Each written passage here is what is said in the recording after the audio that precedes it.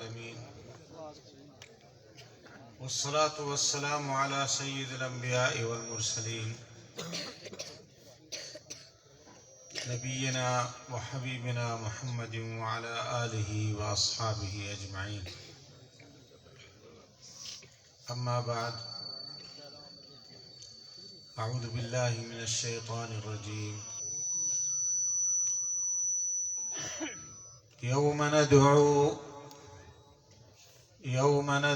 كل أناس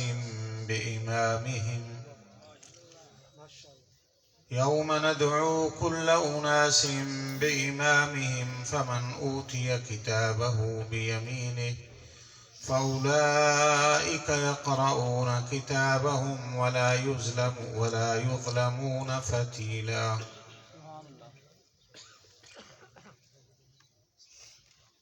قابل احترام علماء کرام، سامعین حضرات،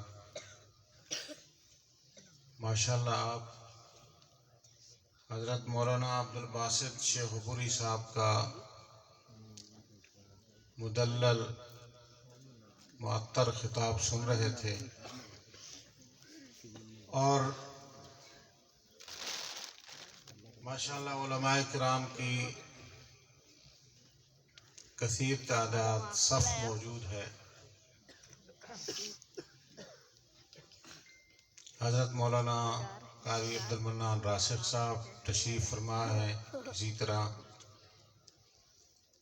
حافظ بنیامین عابد صاحب وہ بھی تشریف فرما ہے، اور علماء کرام بھی تشریف فرما ہے. ابھی کچھ آنے بھی ہیں، تو میرا خیال ہے آپ صبح تک جائیں گے. اللہ تعالیٰ علماء کا آنا قبول فرمائے اور آپ کا بیٹھنا سننا قبول فرمائے، اور ہم سب کو عمل کرنے کی توفیق عطا فرمائے.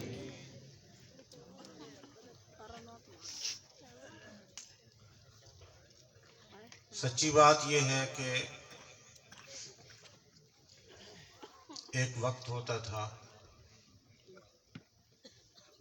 ہمارے بزرگ علماء بتاتے تھے، پیر بدی الدین شاہ راشدی صاحب یا اور بزرگ، ان کے ساتھ مکے میں بیٹھنا ہوتا تھا تو کہتے تھے بعض شہروں میں ہم جب گزرتے ہیں تو وہاں اتر جاتے ہیں اور ہمیں پتہ ہوتا ہے فلاں جگہ ایک اہل حدیث ہے، اس کو ملنے کے لیے جاتے تھے. آج اللہ کا فضل ہے، جہاں بھی جاؤ بعض ایسے علاقے ہیں، ایسے چکوک ہیں، ایسی بستیاں ہیں کہ اگر 14 مسجدیں ہیں، وہاں 14 کی 14 مسجدیں اہل حدیث ہوں گی. اللہ کا فضل. اور ابھی کچھ دن پہلے، بلکہ 2 دن پہلے، ڈیرہ غازی خان میں ایک پروگرام ہوا.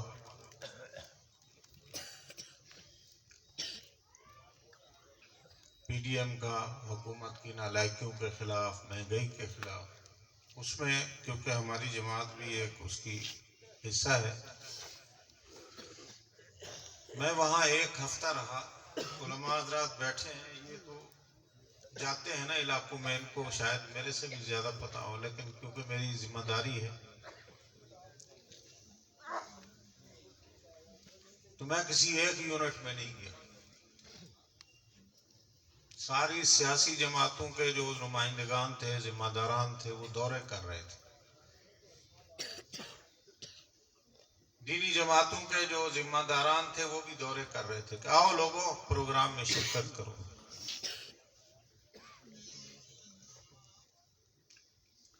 ہم بیٹھے، میں نے کہا یار اپنی مساجد جو ہیں اس کی لسٹ لے آؤ. ماشاءاللہ لسٹ لے آئے.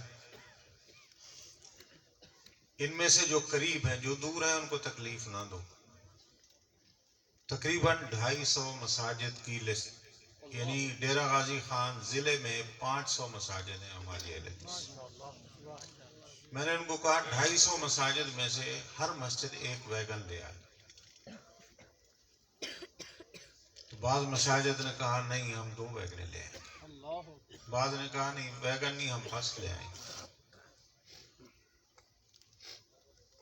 علماء کرام کی حوصلہ افزائی کے لیے، کیونکہ یہ رات دن قرآن و سنت کی تبلیغ کے لیے نکلتے ہیں، اسی مشن پہ نکلے ہوئے، کون ہے جس کا دل نہیں کرتا کہ وہ رات کو اپنے گھر میں آرام کرے، ریسٹ کرے بچوں کے ساتھ؟ یہ سفروں میں پھرتے ہیں کس لیے؟ آپ کو کتاب و سنت کی دعوت دینے کی، اور ان کی دعوت کے نتائج یہ ہیں کہ ان 250 مساجد سے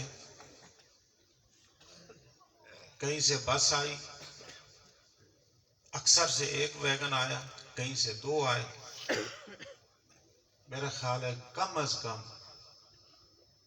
پنڈال میں جو مشترکہ پنڈال تھا، کسی اور جماعت کا کوئی بندہ نہیں آیا تھا۔ الحمدللہ تقریباً 5000 اہل حدیث عصر کے وقت، جلسہ مغرب کو شروع ہونا تھا، 5000 اہل حدیث عصر کے وقت آ کے بیٹھا۔ نعرہ تکبیر، نعرہ تکبیر، مرکزی جمعیت اہل حدیث، علامہ ڈاکٹر حافظ عبد الکریم۔ سب سے پہلے میری جماعت کے نوجوان، بچے، بوڑھے، جماعت کا جھنڈا اٹھایا ہوا جس پہ لا الہ الا اللہ لکھا ہوا، اور میں نے وہ منظر بھی دیکھا سٹیج پہ بیٹھ کے۔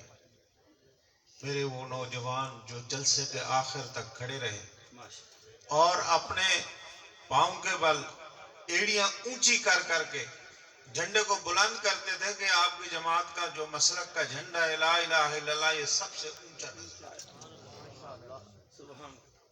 تو اس جھنڈے کو اونچا کرنے کے لیے، کتاب و سنت کے پیغام کو اونچا کرنے کے لیے، یہ میرے علماء اللہ ان کی زندگیوں میں برکت دے، اللہ تعالیٰ ان کی محنتوں کو کاوشوں کو قبول فرمائے۔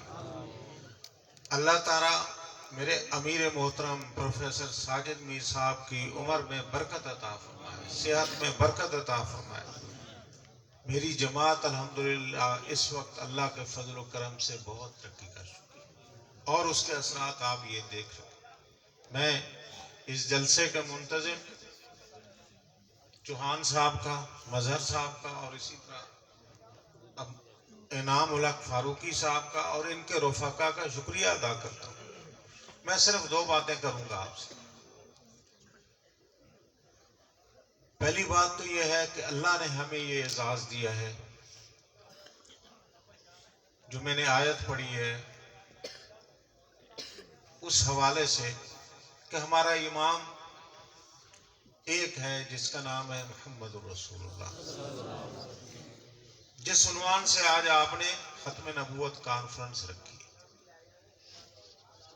اللہ کے نبی کے بعد کوئی نبی نہیں، ہمارا نبی بھی وہی ہے، ہمارا امام بھی وہی ہے، ہمارا پیشوا بھی وہی ہے، ہمارا مقتدا بھی وہی ہے، ہمارا سب کچھ وہی ہے، رہبر بھی وہی ہے۔